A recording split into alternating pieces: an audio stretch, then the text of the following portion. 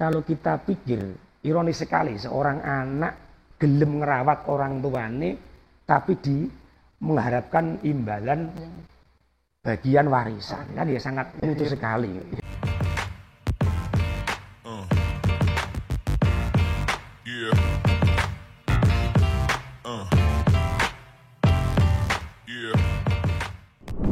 Assalamualaikum warahmatullahi wabarakatuh.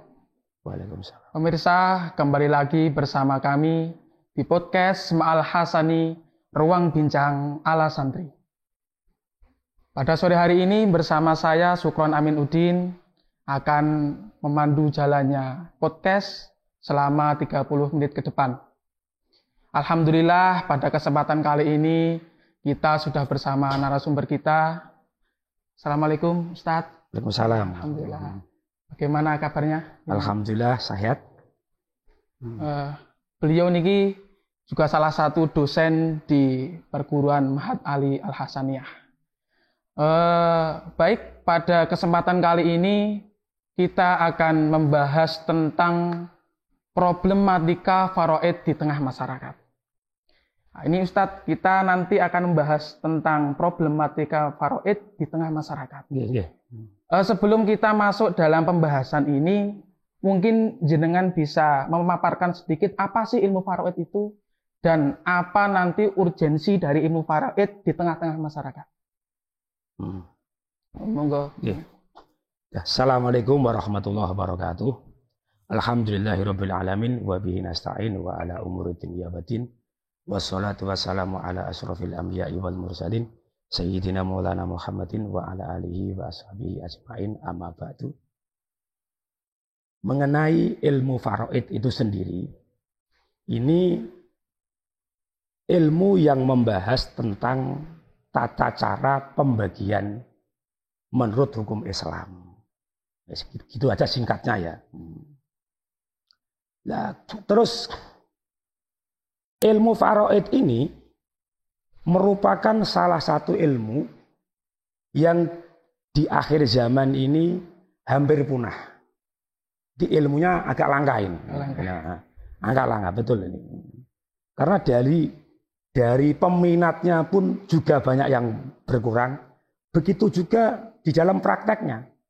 Apalagi dalam pempraktekannya.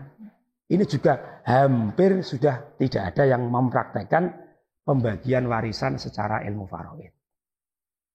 Nah, kenapa kita perlu mempelajari ilmu faraid? Ternyata masalah pembagian warisan ini sudah ditentukan tata caranya oleh Allah Subhanahu wa taala.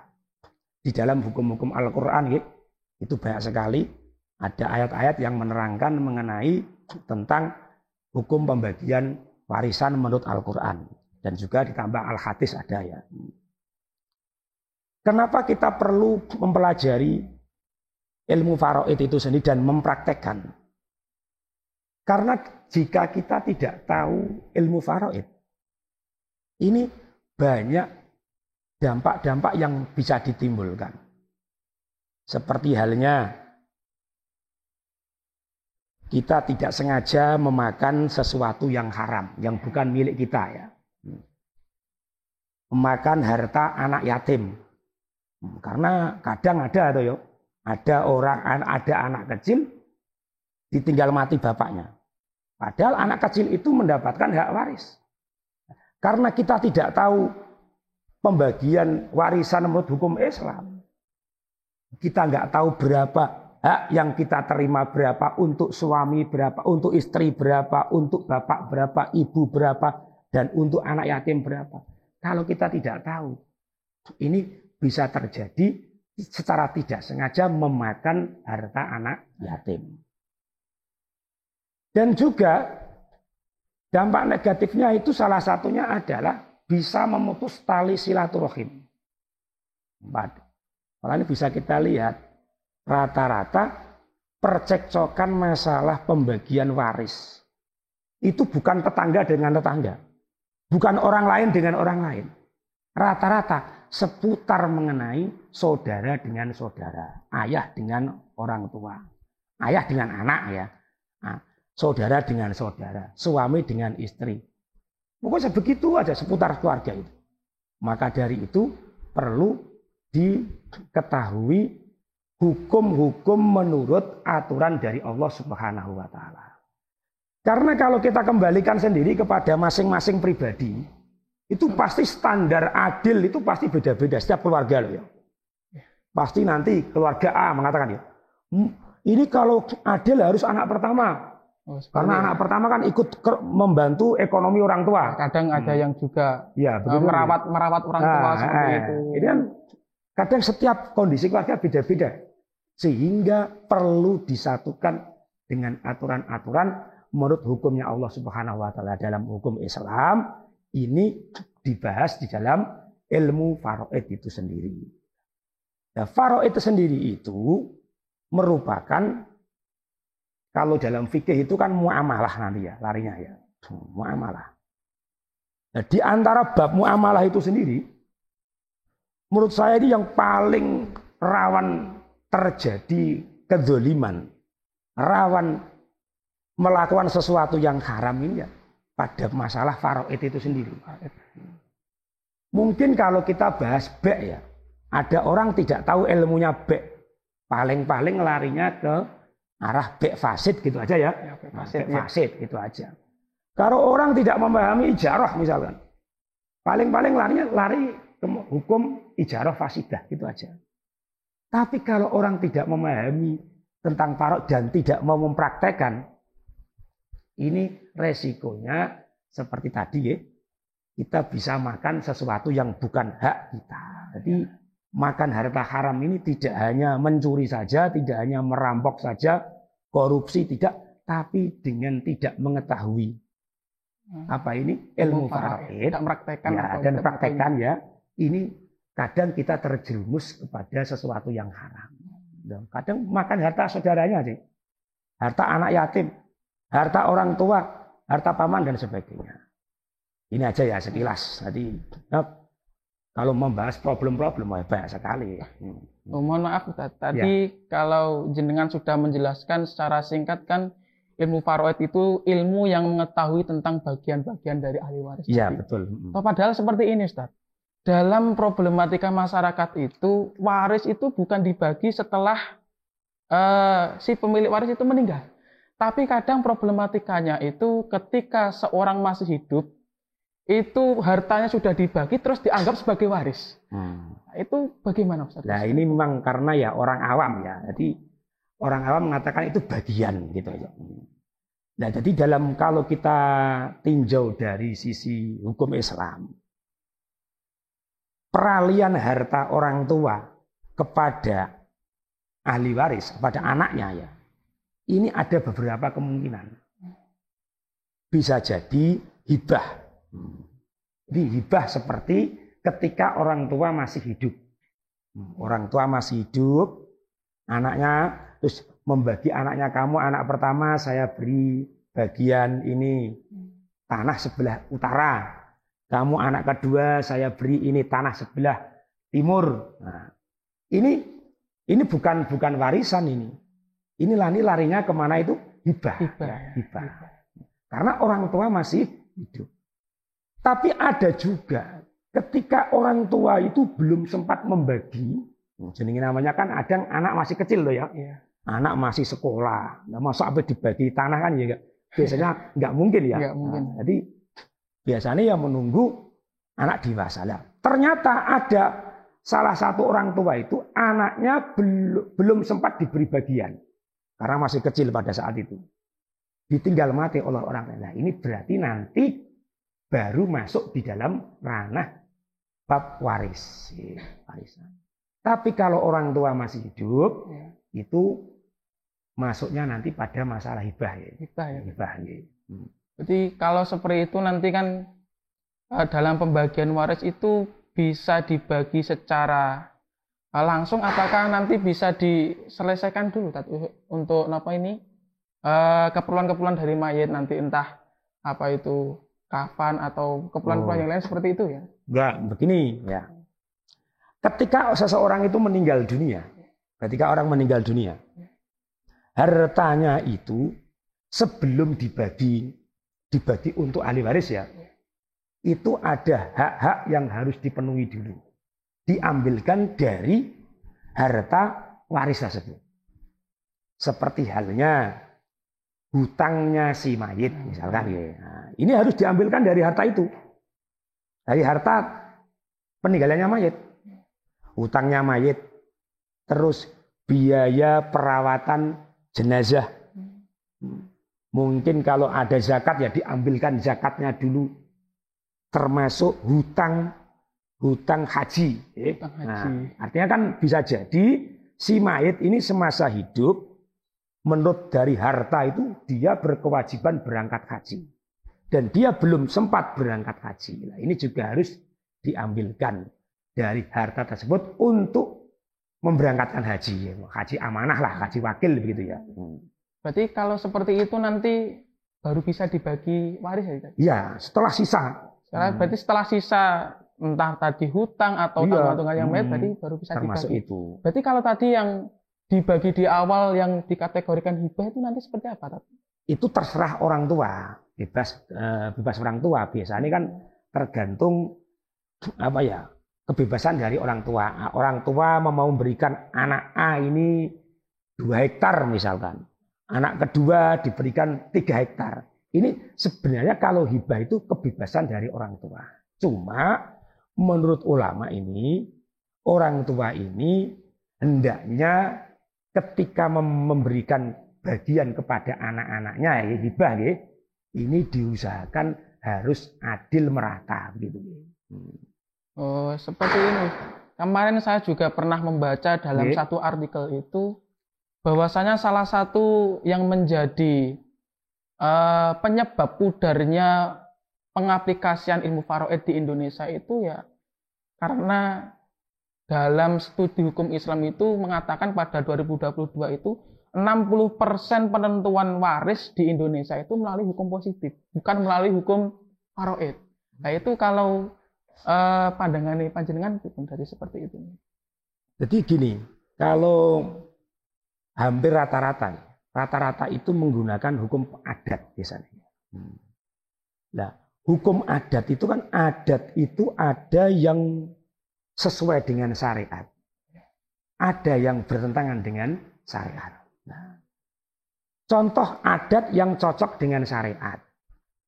Yes, pokoknya pembagiannya sudah sesuai dengan prosedur hukum Islam lah. Itu berarti cocok lah. Cocok. Berarti nggak masalah. Ya. Nah, yang sering saya ketahui itu pembagian warisan itu rata-rata menggunakan hukum adat dan hukum adat itu bertentangan dengan hukum syariat. Itu hampir rata-rata. Saya contohkan begini. Ada anak tadi. Misalkan ada orang punya anak.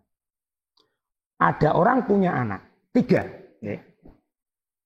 Yang 3 ini, yang 1 ini adalah bagian merawat orang tua. Oh, iya. Misalnya seperti itu ya. Iya. Ini ketika orang tua meninggal, anak yang bagian merawat orang tua ini jatahnya harus lebih banyak. Kan begitu ya? Karena seolah-olah kan begitu. Nah ini kan berarti gimana ya? Ini namanya adat yang bertentangan dengan hukum syariat. Padahal kalau kita pikir, ironis sekali seorang anak gelem ngerawat orang tuane tapi mengharapkan imbalan bagian warisan kan ya sangat lucu sekali. Jenenge anak loh gitu. Mosok merawat orang tuanya kudu mendapatkan harus jatah yang lebih banyak begitu kan. Sangat lucu sekali gitu. Jadi ini contoh pertama. Contoh kedua yang nyata ini. Ada orang ini nyata kemarin menikah dengan seorang janda kaya ini. Janda kaya. Jadi ada seorang duda lah ya, menikah dengan janda kaya. Ini yang betul, yang kaya itu istri.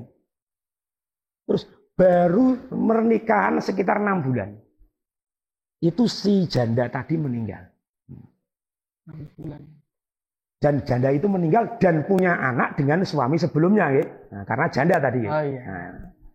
Nah, suami tadi, kalau berdasarkan hukum Islam, mestinya kan dia dapat bagian warisan senilai 1/4. Kan begitu ya. 1/4 harta. Coba bayangkan kalau hartanya si janda kaya itu 1 miliar.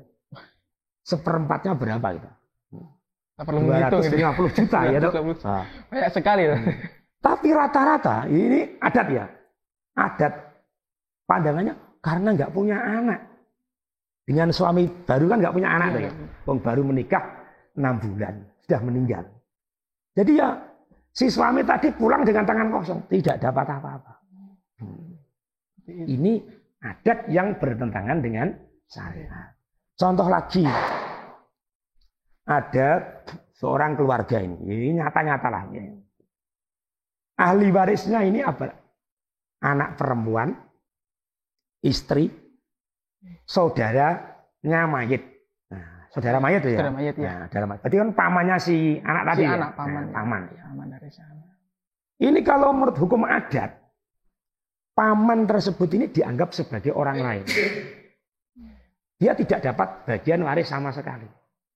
Padahal kalau kita lihat dari sisi pembagian hukum Islam ya, si anak tadi perempuan dapat bagian separuh, istri dapat 1/8, sisanya untuk si saudaranya mayit tadi. Ya, si paman berarti tadi. Paman ya, pamannya si anak tadi. Ini kan, tapi rata-rata kalau kita lihat sesuai kenyataan, paman itu dianggap orang lain, tidak dapat harta sama sekali. Jadi kalau kita mau mengikuti hukum Islam berarti kan sebenarnya itu malah menghindari polemik tadi. Iya. Tapi kalau faktanya itu di masyarakat kalau semakin kita ini entah kalau pemandangan saya tadi, saya ini tadi ya. Kalau di masyarakat itu bagiannya itu tidak setara, itu malah potensi dalam konflik bertengkar di sama keluarga itu malah lebih. Maka dari itu dalam keluarga itu yang penting dalam pembagian waris itu intinya keluarganya harus soleh-solehah. Itu aman. Seperti itu. Artinya gini, kalau andaikan misalkan ada saudara laki-laki dan ada mayit memiliki anak perempuan dan anak laki-laki. Ini kalau sama-sama soleh-solehahnya, mesti tidak akan menimbulkan cekcok ya mestinya. Yang repot itu ketika sama-sama tidak soleh-solehahnya. Ini hampir sama ini, hampir rata ini. Sudah dalam hadis disebutkan ya, ra'su kulli khati'ah hubbud dunya. Sumber dari semua kesalahan itu cinta dunia, cinta harta itu. Wes gitu ya. Oyo-oyoan rata-rata pengen dapat yang lebih banyak. Nah, jadi memang termasuk sosialisasinya yang mungkin kurang. Jadi maka dari itu kalau zaman sekarang ini yang bisa menerapkan faraid itu harus orang yang punya kekuasaan. Kalau hanya kiai, sekarang jarang loh ya. Ada orang meninggal terus tanya kiai, Pak Kiai, tolong bagikan harta, jarang. Ya nggak ada tuh ya. Hampir nggak ada. Lebih ke musyawarah dengan keluarga ya, misalnya seperti itu. Gitu. Justru yang sering itu malah datang ke penguasa. Seperti perangkat desa. Itu justru datang sering. Ada orang minta suruh membuatkan surat keterangan waris. Keterangan waris. Ini saya sering berkali-kali begitu. Ya. Menemui orang minta dibuatkan surat keterangan waris. Ya itu. Jadi mereka itu sudah menentukan sendiri. Maka dari itu ketika ada orang meminta semacam itu, saya itu mesti saya tanyai siapa saja ahli warisnya dan semuanya harus mendapatkan persetujuan dari semua ahli waris. Misalkan anaknya 5 ya, 5 harus hadir semua. Ikut tanda tangan semua.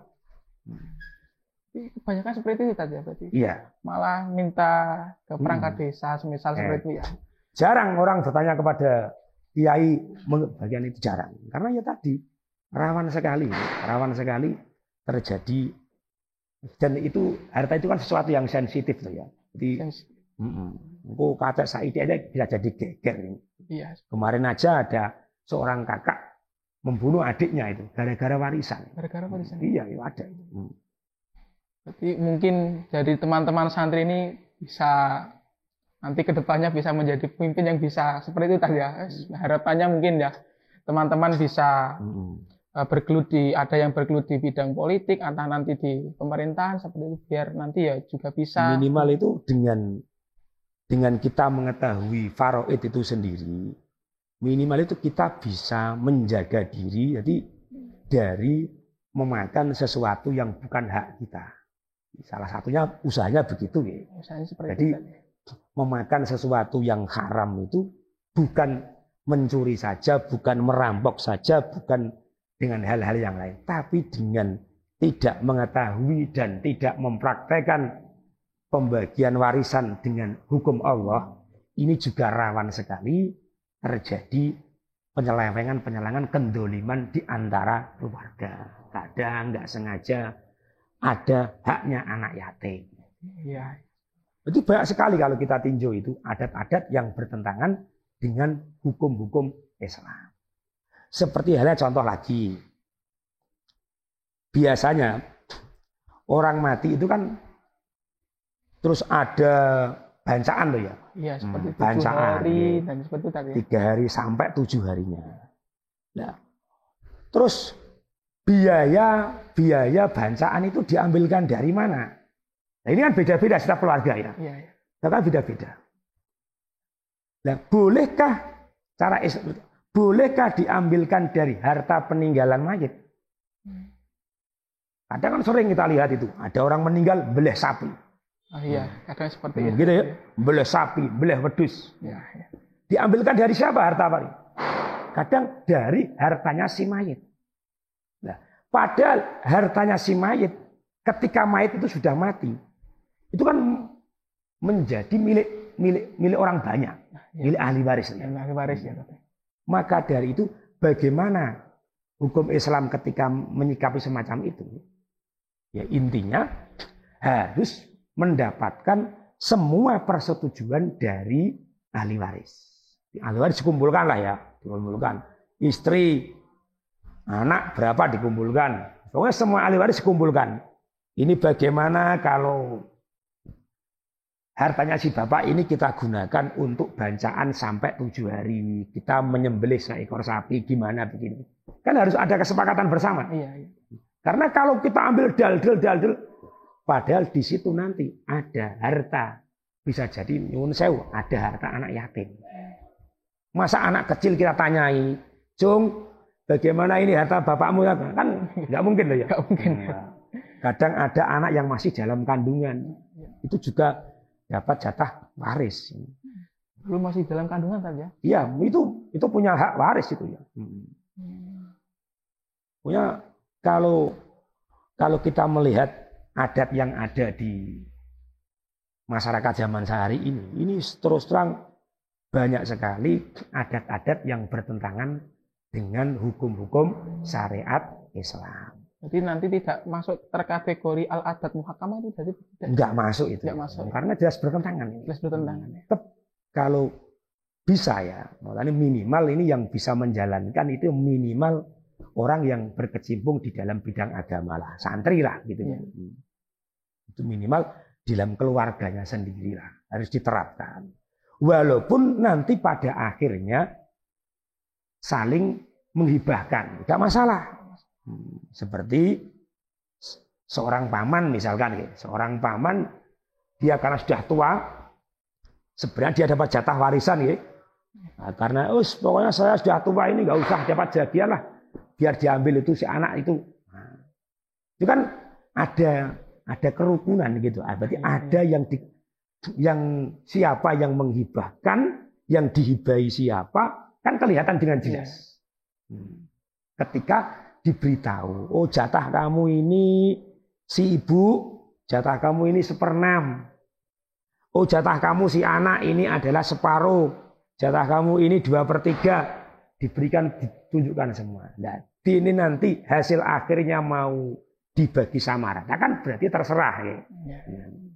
Ini pentingnya jadi mengetahui apa ini hukum-hukum pembagian waris menurut Islam. Ini sebagai penutup Ustaz. Mungkin kalau sudah terjadi seperti tadi, itu bagaimana? Sikap kita bagaimana? Mungkin tadi sudah dibagi sedemikian rupa terus tidak sesuai dengan hukum faraid, terus di situ ada hartanya anak yatim. Terus kalau sudah terlanjur seperti itu kita harus bagaimana? Ya intinya tadi akan ada bentuk tobat yang hakul adami itu kan intinya ketika ditunjukkan dan misalkan dia sudah tahu, oh ternyata di dalam harta saya ini katutan hartanya si anak yatim senilai 5 juta. Nah ini ya berarti harus ada penyelesaiannya bagaimana ketika harta ya mengembalikan. Balik kepada si anak yatim tadi 5 juta. Oh kelebihan jatah saya itu kelebihan 5 juta. Iki jatahnya anak yatim. Diselesaikan dengan secara hakul adami. Iya begitu. Semisal nanti contohlah saya sendiri ketika ada seperti itu terus saya ngambil anak yatim itu terus ketika nominalnya 5 juta berarti saya kembalikan. Ya kembalikan. Iya. Seperti itu ya. Ini kok misalkan yang mau dikembalikan itu nggak usah Pak D, nggak usah itu untuk jenengan saja misalnya. Nah kan berarti hibah nanti larinya. Atau ada ibrok lah begitu ya. Ada ibrok. Jadi kan itu caranya. Karena ini berkaitan dengan harta ya. Ya tadi penyelesaiannya. Terus sama-sama ridho mungkin nanti bisa diselesaikan dengan hakul adami seperti itu. Ya. Jadi ilmu faraid itu sangat urgent sekali tadi dipraktekkan. Kalau di antara fikih muamalah ya, muamalah dari ada ijarah, apalagi itu kirot dan sebagainya. Ini justru yang rawan melakukan kendoliman itu justru adalah pada bab faraid ini. Ini bab ini yang rawan tadi faraid itu ya. Kalau mungkin orang tidak tahu ilmu bab ya. Iya. Larinya hanya fasidah gitu, fasid gitu aja baru. Tapi kalau ini nggak tahu, bisa harta anak yatim, makan harta haram, bisa jadi memutus silaturahim dan sebagainya. Jadi dampaknya sebenarnya lebih besar, lebih besar ini. Begitu penting berarti ya. itu. Padahal sekarang sudah semakin langka ya. Langka, ini sesuai hadis Kanjeng Nabi ya. Ini ilmu mayunsa ini ya. Awaluma yunsain, ilmu yang pertama kali akan dilupakan. Dan awaluma yunza'u min ummati, salah satunya begitu. Jadi mungkin ya tadi orang sudah menganggap karena kadang-kadang kalau kita menerapkan faraid nanti menimbulkan kecekcokan. Ya, cekcokan ya karena tadi. Ini yang biasanya kadang-kadang tadi paman yang paman kadang-kadang malah paman kok dapat bagian, padahal kan orang luar. Kadang-kadang dianggap gitu ya. Paman dianggap orang luar. Kakek kok dapat bagian, padahal dalam waris masih ada kaitannya begitu. Berarti padahal ketika orang itu tidak mempraktekkan malah justru menimbulkan polemik ya. Kadang ya memang gini ya. Ada yang karena mereka tidak polemik karena mereka tidak tahu. Ya nabi kadang-kadang begitu.